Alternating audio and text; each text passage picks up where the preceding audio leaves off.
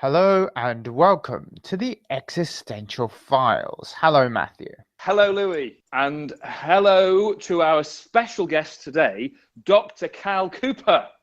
Hello. Hello. How are you both doing? Hello, Cal. Well, I'm doing okay, I guess. As much as one can be in this existential freedom that we have. But Cal, I want to make a point saying, so Dr. Cal Cooper, because you are a recently minted PhD, is that correct? That is correct. Yes. Yes. So welcome to the world of PhD land. Welcome to the club. Thank you. Thank you very much. It's all downhill from here. Yep. I imagine. That much we can tell you. So let's find out a bit more about you then. So what the PhD in a few simple terms, so us simpletons can understand. What were you looking at? What did you find? And we're not talking about a violent level kind of explanation here. We just want to sort of say basically, what was it all about? What did you do? What was your PhD on? Okay, well, a lot of people have thought it's a parapsychology PhD. It's not quite. I would call it a positive psychology PhD mixed with thanatology. Thanatology? Thanatology. So it's looking not the study of fannies, is it? You see what we're trying to do here already, look, Cal. We're trying to kind of bring this down to a level that... Sorry, I couldn't resist. We've gone from parrot psychology to fanitology. That's it. Yeah. And also, bearing in mind that I shall warn you, you mentioned the positive word in there, that Louie is understandably suspicious and a little bit unsure about positive psychology. So we've got positive psychology and thanatology. Is that right? Can you actually study fanny psychology? Because I'd definitely be up for that. Well, I teach on sexology at the university, so I teach various classes on the psychology of sexual behaviour. So we do talk about penises and vaginas quite a lot. I have seen, Cal, you do seem to like an open shirt, bit to the chest. You are a bit of a sex object, aren't you, Cal? Not as much as yourself, Louie. I haven't got the rugged beard going on. This is true, and Matthew, of course, is the sexiest one of us all. But anyway, so returning to thanatology. And you don't hear me denying that. But anyway, let's carry on. So I'm interested in thanatology, but also how it linked to positive psychology. Go on. Positive psychology and thanatology. So I was looking specifically at instances of bereavement and what improves recovery and coping. And I got into this because I kind of wanted to do a parapsychology themed PhD when I went back to Northampton. And I went to my favorite lecturer on motivation and emotion. And I said, how can I get motivation and emotion into a PhD that works with parapsychology? And all he said was, look at hope. And his reasoning for that was hope hadn't really been looked into an awful lot by that point. A lot of emotions that have grown from, humanistic psychology and then developed into parapsychology in the 1960s. And hope really has only had attention from psychology since the 1960s, along with things like love and happiness. So I thought, great. So I looked into that, went back to my interest in apparitions and ghosts and so forth, and saw that during this bereavement phase, a lot of people were saying that such experiences not only were therapeutic to people, to have an anomalous experience during bereavement, suggestive of someone surviving beyond death, but they gave people hope. And in a lot of formal studies that concluded that, never went any further. They never really defined what hope is, what it actually does to people, how we define hope. So that's what I looked into. I tried to see if these experiences are therapeutic, is it because of hope? And if it is because of hope, how does hope operate? And the kind of experience you're talking about then, given in this area of things like parapsychology, anomalous, as in when people see ghosts, people have communications with people that are passed on, that kind of thing? Is that what we're talking about, those kinds of experiences which bring hope? A whole variety, but I specifically looked at spontaneous experiences. So I wasn't interested in mediumship at all. I wasn't interested in people that had had an induced experience, such as the psychomantium or eye movement, desensitization and reprocessing. It was just people that suddenly saw a ghost, had a dream about interacting with the dead, sensed their presence, anything like that. They were just going about their daily business, from washing the pots to driving a car, and something just happened. Okay, so where do you sit with this stuff, Louie, then? Because I know you're hearing all this, you're probably thinking, well, hold on a minute, it's all bullshit. When people have these experiences, they're quite clearly deluding themselves. So who cares if it brings them hope? Or is that helpful to understand that maybe even if these experiences are a bit nothing more than us trying to deal with the fact that we've lost somebody who's very close to us, is it interesting the fact that maybe they bring people hope? I'm just trying to see where you sit with this. I mean, obviously, I don't dispute the fact that people have, post-bereavement experiences. I mean, I know that my mother, when I was growing up, told me when her father died. I mean, she had a couple of post-bereavement, experiences, smelling his smoke, pipe smoke in the air, and I think some Wellington boots moved across the room or something. One minute they were one place and 1 minute they're in the other place. I mean, so this is not something that I'm unaware of. And of course, I'm quite interested in bereavement now. And it certainly is, my understanding is it's quite common for some people to have post-bereavement experiences of the kind Cal's talking about. I mean, I guess, are you asking me, and again, I think, what are we talking about? Is delusion helpful? Is religion the opiate of the soul? I mean, I don't think that's necessarily a contentious issue. So therefore, coming back to you then, Cal, it was part of this work to say, okay, well, people have these experiences, they're helpful, it helps them to be hopeful about the future. Were you interested in whether or not these experiences could be verified or suggestive of something more? Or are we just purely dealing with the psychology, the fact that people have these experiences, they're very common, as Louie says.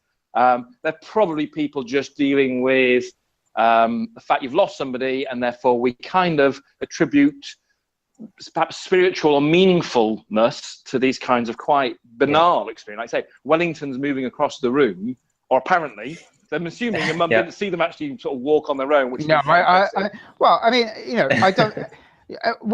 Smelling smoke, I think, is something that you can smell smoke. There are many reasons why you might smell smoke, whether it's some kind of olfactory hallucination, or whether there isn't actually a different, somebody's walking by with a cigarette, which you interpret in that way. So again, I do think the question though is, are you interested in whether it's a real experience, whether the apparition is a true, is the person surviving death? Is that something you're interested in, Cal? So yeah, that's an absolutely really good point. So no, I was not. I had to make it very, very clear in the whole thesis that I was not interested in investigating the ontology of these experiences. I'd spoken in the literature review that there were some interesting instances where there were multiple witnesses, and some of those witnesses weren't involved in the bereavement, so why were they having the experience as well? Or some instances had veridical information. They're very interesting, and therefore other research or postdoctoral research, this was purely about if people have these experiences, and I don't deny that they're saying they're experiencing something. I think I'm very much on the same lines with you there, Louie. They say they've had some kind of experience. Then why do we have the experience? What's the benefit to having it if it seems to be a natural occurrence? Even if we are kind of deluding ourselves or misinterpreting things that are going on in the environment during a time that we suffered a loss and something that's very painful, and we also expect that person that's always around to still be in that environment somewhere. So why are we having the experience? What benefit does it have to a group of people that have these experiences to a group of people that don't? And that's what I did. Initially, I compared 50 people that had suffered a significant bereavement and didn't have these experiences compared to a group of people that did, and looked at their varying hope levels as well, finding that there was actually a significant difference between the two groups. There was a significant drop in hope for those people that didn't have these experiences. And some of those people were cynics, skeptics through to believers. And the same for the other group, varying beliefs, varying religions. I think I had about 13 different types of religions noted down within my participant pool. And for those people that did have experiences, there was only a marginal drop in hope. It seemed these experiences facilitated the gap of loss and immediately changed their kind of views on loss, and that they had to accept this kind of spiritual bond with the deceased. They had this continuing bond experience going on.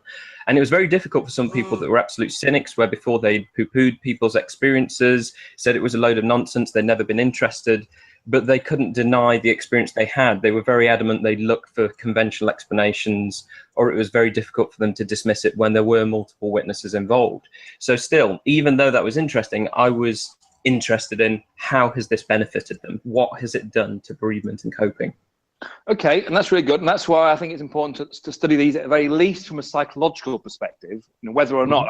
I'm kind of curious about those experiences you allude to where actually there are multiple witnesses, if it's apparitions or there's those kinds of experiences, which I think we probably all of us, I imagine all three of us, have an interest in, even if academically you sometimes go, well, I've gone on this route where this seems a little bit more easy to justify from a psychological perspective. But actually, what we're really interested in, either early on in our careers or it continues throughout, is that but those experiences where people say, oh, several people see something. Let's say you talked about there with multiple witnesses. They're the ones where, on the basis, they are more interesting because they're not as easy to dismiss as saying, well, this is just simply the kind of the bereaved mind is going to start playing tricks on us because we would love to have this person still exist, but they don't. They've died. They've gone. Yeah. So anything that we experience that's associated with them is purely we're just making stuff up in our head, basically. And that's what the psychologists are quite good at explaining for us. It's those other experiences which go, can they all be explained in that way? So I started to notice this. I started to notice this a lot when I was purely looking at instances of unusual experiences with the telephone, which is what led to telephone calls from the dead. So updating Rogo and Baylis's research. And this fascinating. You've written a book on that, is that right? So this kind of separate from the PhD. So a whole thing of phone calls from the dead. Totally separate. It had nothing really to do with it, except for the fact that there were some instances where the bereaved say they had a telephone call from the dead. But there were, when I was doing that research, there were some clear instances of someone suffering a bereavement and then claiming they had a telephone call from the dead, and yet they were alone. So there was no one to verify what had actually happened unless you could follow it up with a telephone company. And some of them could be very obvious misinterpretations mixed with grief and loss, because someone might have lost a child. They get a telephone call. Someone is trying to ring home to their mum and dad and just says mum or dad. How many people are called mum or dad? A lot of people. And they realize they've got the wrong number and just hang up without apologizing. For the bereaved parent who's just answered the telephone, they believe seriously that they've just had a telephone call from beyond. And that was it. There was nothing else to verify the situation. And for them, it's a very wonderful experience. And that's the kind of thing I was getting reported to me. Completely different to an instance where someone has lost someone. They passed the telephone around. Oh, in fact, the ones that I remember, there was an interesting one. They got a phone call from an auntie that they all knew, regularly called on birthdays, and everyone passed the landline telephone around so everyone could have a chat with this auntie, put the phone down, and then they discovered that this lady had passed away 2 weeks prior to that telephone call. And so there were multiple witnesses involved and no one was aware of the death of this person as well. So again, as you say, these are the interesting events, but I wasn't looking at them in terms of the research I was doing on the therapeutic benefit. Okay, fair enough. And that's why. So let's maybe leave the PhD stuff behind. This is stuff that interests me. So what's your gut feeling with that one then? You've got a lovely example. It's a bit like when people have these kind of ghost type stories where on the face of it, you've got several people saying they passed the phone around, had a conversation with somebody who later turned out was dead. So either in my head, it's either it is what it appears to be, which of course for many of us go, oh, I found that very hard to accept. So either you're the so-called, let's put them in that space of normal explanations, would be they're all deluded, they're all just colluding on something, or they're all lying, or there's somebody who's phoning up and pretending to be this person, all of which again sound pretty unreasonable. But if you don't buy into the possibility that people can phone when they're dead, which most of us would have a very hard time believing, then what we're left with, how do we try and explain that? Anybody out there? I think if we knew that, then parapsychology would be making a lot more advances with survival research. I mean, I think at the very least, you have to look straight away at fraud. And, you know, have you pissed someone off? Has someone got any reason to actually make a prank call and pretend to be the dead?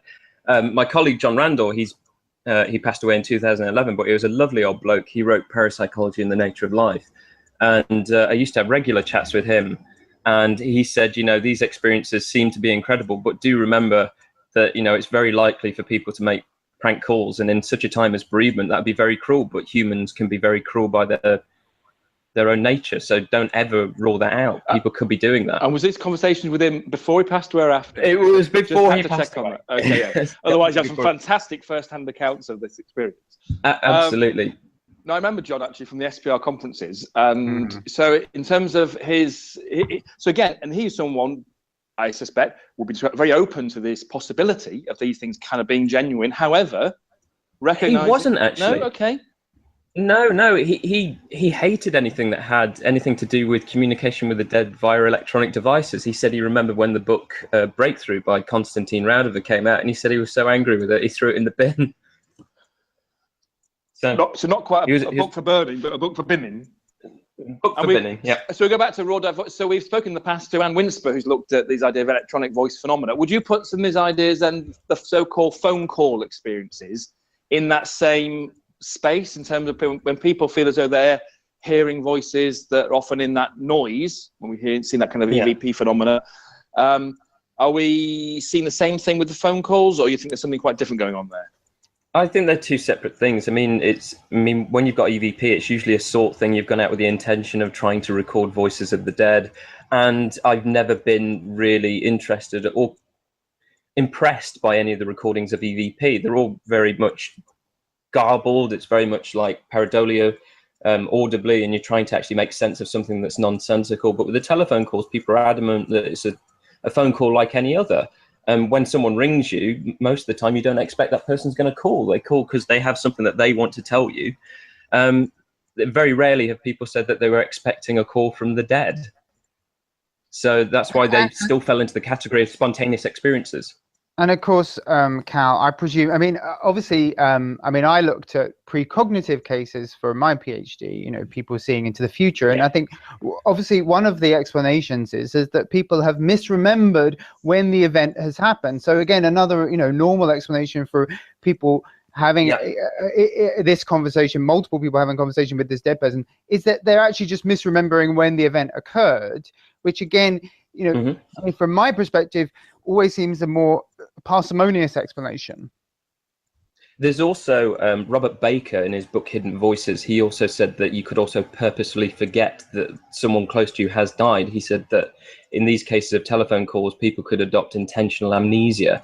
And so when they get a telephone call from a double glazing sales company or some other kind of call company that's just constantly ringing around people, you just listen over the voices and think that it's your deceased loved one or child or something like that, and you think you're hearing the voice of the deceased, and you're just telling your brain what you want to actually hear.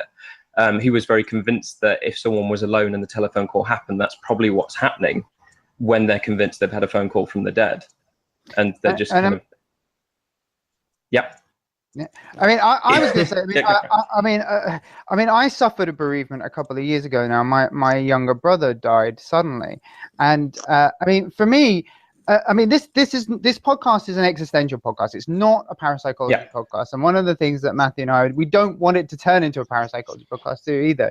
You know, and for me, I often say, and talking with people, you know, loved ones about my brother, you know, for me, my brother no longer exists in the same way that Santa Claus doesn't exist, you know. And as much as I may have memories of my brother, he doesn't exist anymore, you know. And I wonder, you know, do you have it? And so, I mean, yes, hope for bereaved people is a strategy to maybe help them get over a bump. But I also think that there is, for me, you know, and again, one of the things about this podcast is sometimes we're discussing my take on reality, maybe versus Matthew's, you know. But for me, no amount of hope helps you get around the complete annihilation of your loved one. And so again, you know, the question I throw back to you is, in the face of such abject, stark truth, you know, do you understand that maybe hope just isn't necessarily going to help you with that situation? Oh, there are some people that have defined hope as just something that was cheating yourself and kind of, you know, a kind of a blinder that you're putting up to the reality of the situation. And some people appreciated that. Some of the participants said, you know, my husband's gone, you know, his physical body isn't here. I've got to accept that his eyes, his lips, his arms, his legs, you know, they don't exist anymore. He was cremated, gone, they're all dust now. But because of their experience, they said, you know, it gives me some sense of purpose, the fact that they're still around, even though hope is really kind of this sort of comfort blanket to the situation that they're faced with. But I see where you're coming from, Louie, but in the sense of the experiences that I looked at and how people were using hope following the experiences, it was better to let them have that and say, you know, that's a very incredible experience and it's great what it's given you. Because compared to the people who didn't have them, they were at a loss and couldn't find hope in anything. They had to find an alternative of grief work. And obviously, And obviously, I mean, I'm not suggesting that we go into the people's, bereaved people and start kicking down their sandcastles, making them, get to grips with reality. I mean, I think last time we had a little chat off air, we were talking about, in some ways, I think I described it as a kind of Pascal's wager. You were almost saying, well, it doesn't matter if it isn't true. They're never going to find out that their loved one doesn't really exist anymore anyway. And I wonder, and although again, I agree with you, you don't find out you're wrong. You're never going to discover whether your belief, that you're not going to meet your loved one again. On the other hand, I do think, for me, and this is something I was discussing with my partner last night, for me, truth is more important than make believe. So that I would rather and you might say, well, Louie, you're nailing yourself to the cross of truth, and that doesn't necessarily help you, psychologically. And I just think that is truth more important than make believe and psychological hope? I think in this instance, truth really doesn't help, but then it's all down to the individual as to what truth actually is. For them, the truth of the matter is they have actually had a direct communication with the deceased because of the circumstances, because they're adamant, they search for conventional explanations, and then through to those other unusual ones of veridical information or multiple witnesses. And at the very least, as I mentioned to you off cam, it's great hope in this sense how it's working, because we've eradicated something as painful as bereavement. They can get on with their lives. And for them, they think the bereaved is still around, and one day they'll be reunited. And there's no loss to this hope. They can't develop learned hopelessness, or the thought pathway which allows you to get to whatever it is you're hoping for can't break down, because the end goal is death. And when you die, you think either you're going to be reunited with them, or the only other upshot is the fact that there will be nothing, and you won't experience any conscious awareness whatsoever. So it's win-win. You either won't know about it at all, or you will be reunited. So that's why I think it's kind of a brilliant thing for these people that have had these experiences to have that to hold on to, because I've seen throughout the research that I did this instant transition of coping where they didn't have to bake cakes to keep their mind off it, or have friends to help them take them out to the shops and socialize a bit more because all they were doing was sit at home thinking about their loss. These are the people, whether they were believers or not, weren't having experiences. So they had to find other coping mechanisms, and their bereavement could go on for months, if not in some cases years. And it was damaging their kind of quality of life, their social life. So in that sense, I don't think truth really matters in this particular instance. We could go into a whole debate about truth, and also when it comes to parapsychological phenomena as a whole, because I think, again, we were discussing off camera, Louie, kind of our different perspectives, where you were 10 years ago thinking about parapsychology and, what it all boils down to, and having that epiphany at the conference that you were at. I think I've been there. I ebb and flow through that all the time as to, whether psi phenomena is actually real or not. But I get that with psychological phenomena as a whole, and the methods of testing that we're using with p-values. I mean, it's an absolute mess in my mind, really, thinking about all these different things. But yeah. Well, and I honestly, waffling. No, you're not at all waffling. Maybe a little bit. No, you weren't. But I find myself doing that. You're going off from one subject to another, but actually, I'm hearing a lot in what you're saying, which I think echoes where I am and have been, and maybe Louie up to a point. But in terms of, in terms of the kind of claims that are out there about so-called psychic phenomena. Well, Louie and I have obviously had that interest in the past. I think it's less so now, and we might say it's gone completely. Maybe there's something there which leads us to talk to other people like yourself who are still exploring some of those questions. There is something about, I feel that broadly psychological work, that's why I started this, debate with myself, or just concern whether am I interested in even just psychology? Is there something there to study that's worth studying using the methods we've typically been using?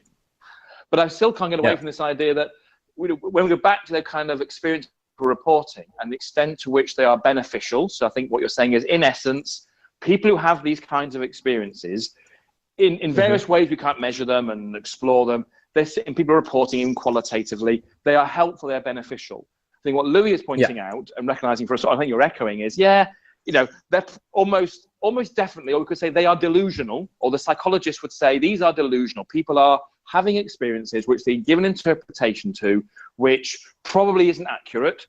Okay, we can debate on what do we mean by truth and whose truth and so on. But in the end, they're deluding themselves. But you're saying it could be beneficial, that could be helpful, it could help them lead the rest of their lives in a meaningful, purposeful way until they then either die to oblivion or have this reunion they would hope for. And Louie is saying, yeah, well, and isn't it better to actually see it how it really is rather than delude ourselves and see hope as a comfort blanket? I'm not. I mean, I just like to say that, you know, again, my personal opinion is that I think that truth is important. That I understand that make-believe and that religion and the idea that you're going to meet. I mean, I would love to see my brother again. The idea that my brother died and he'd no longer exist is a horrible thing. But for me, you know, and I've looked at the evidence as much as any person.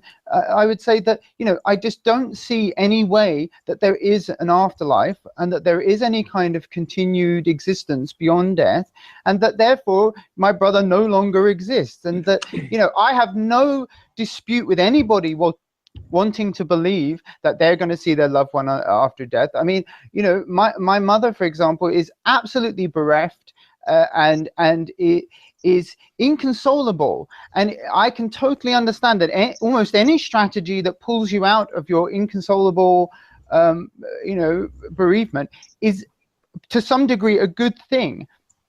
But and, you know, and I say but, you know, and for me, you know, truth is more important than, you know, believing lies. And the fact that you know, we talked about my epiphany in parapsychology. One of my epiphanies, part of my epiphany, was the idea that I think a lot of people in parapsychology are deluded, you know, and I think that I was interested in the truth, not delusion. And I think, unfortunately, if truth is more important to you than delusion, I think that you're not necessarily going to be guaranteed. I mean, let's agree that you know, nature doesn't owe us a happy answer.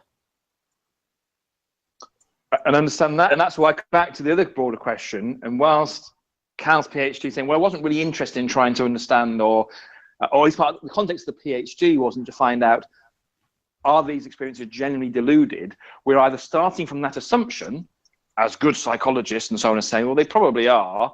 You know, so therefore, but the actual question I'm really interested in, which is what I'm still open to exploring. I haven't necessarily come to the conclusion Louie has as quickly, or where he is at the moment, that are we absolutely sure they're all deluded? I know a lot of it points that way, but there are other people out there who will say these aren't deluded experiences. But when people have therefore we are back to the question of, which obviously what you're interested in part, is this idea of survival, as in, when we die, we're all interested as human beings. This is the existential question. We're all interested as human beings. What happens after we die? We're either in the place where Louie represents, as in, well, we know it's oblivion, and then many scientific approaches are of that basis.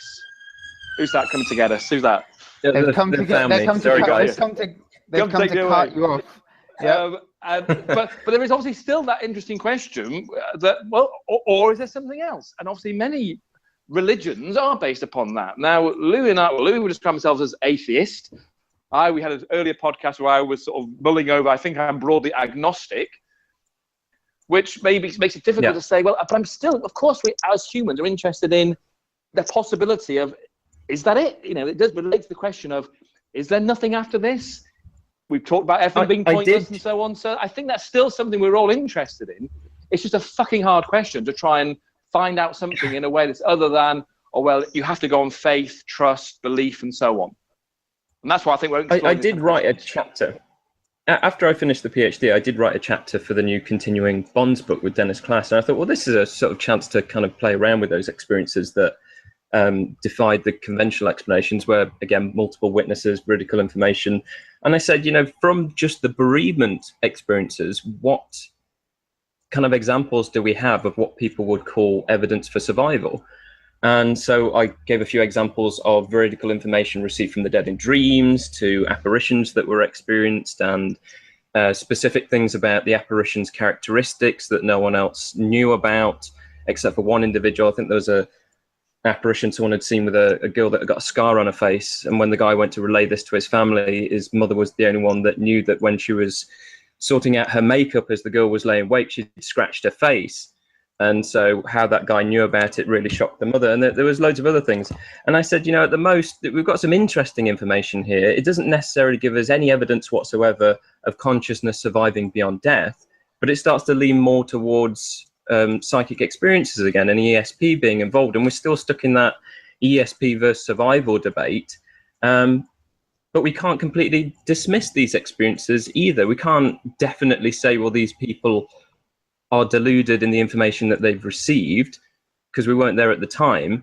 But is this the problem that psychical research has, in the fact that we're just, if these are all delusional experiences and constant case of misinterpretation, we've amounted them so many times over the years that we've just got this massive information now and stuck in this situation where we can't actually dismiss all these cases because we've got too many of them, and it keeps this argument going on and on and on. Does that make sense? I mean, if I can ask you, Cal, so just for the record, Cal, I mean, would you describe yourself as an atheist or a believer or an agnostic or what? I mean, if you don't mind me asking that, you don't have to answer it. I mean, I generally ask our guests this question. I've never really put a label on it. I think the bottom line is I really don't care. If there's nothing after death, I won't know about it. If there's something, that's great, fantastic. But I really, really, it kind of boils down as well to when we do studies on psychic phenomena. I really don't care as the outcome. I really honestly don't. If something's going on, it'll be found. I seem to have very little investment as to what's going on later down the line. In which case then, Cal, so why are you drawn to this stuff then? Why are you drawn to the phone call? This is what I mentioned to Louie. In the difference between Louie having left parapsychology and me still being in the field, yet I've ebbed and flowed with my feelings towards social science and sciences as a whole. Because I kind of get some sort of enjoyment out of being involved in something, doing something that I can see in some instances seems to be helping some people. When I've worked with the bereaved, I can see that they've appreciated the help that I've given in talking to them and so forth like that. So finding purpose, I think that's the only reason that I do it. It gives me some purpose and something to do, which is what we all need, I guess. It goes back to hope again, having something to live for. And I'm mindful of the time, but when before we started recording, you noted that one of your current situations, you are currently at the University of Northampton, is that right? Yes. You are, I think, the program chair for the Parapsychological Association conference this year, is that right? Yeah. And I'm hearing, I'm going back a number of years here, where there was somebody not too many miles away who was in a similar situation. And it was around that time they thought, hold on a minute, this is all a bit of a waste of time. So just a warning there, Cal. Just go steady. I was editor of the proceedings for, I think, 2005, and I almost wrote in the beginning, I hope this convinces you as much as it convinces me. Goodbye. See you later, alligators. Because, I mean, I was just shocked by the amount of crap research that I was sent as, that I then had to send to the committees to review the papers. So, yeah, I mean, I hope you enjoy the kooky people that send PA proceedings papers. I've got a folder on my desktop that's already full of them, but they've not been sent out yet. I've got so many other things that need doing first, but thanks for the heads up. So just go gently, and let's see where we are in 6 months' time. And where is it? Where is it this year? It's in Athens. So once it's all happened, I'll report back. I was going to say, at least you get a nice break in a nice warm country, which is very nice. I'm just checking the time with you, Louie. Shall we? I think, I think that we'll count that as one long one, and we'll let Cal go back to his very, very busy schedule. That sounds good to me. I think we need. Yeah. And I know I need to go. So thank you very much. Thank you both. Yeah, brilliant. Thank you very much, Cal. Thanks, Cal. Thanks, guys. Speak to you again soon, I hope. Yep, hopefully. I hope. Hope. See what I did. See what you did there. Yeah, anyway, on that note. Bye-bye. Bye-bye.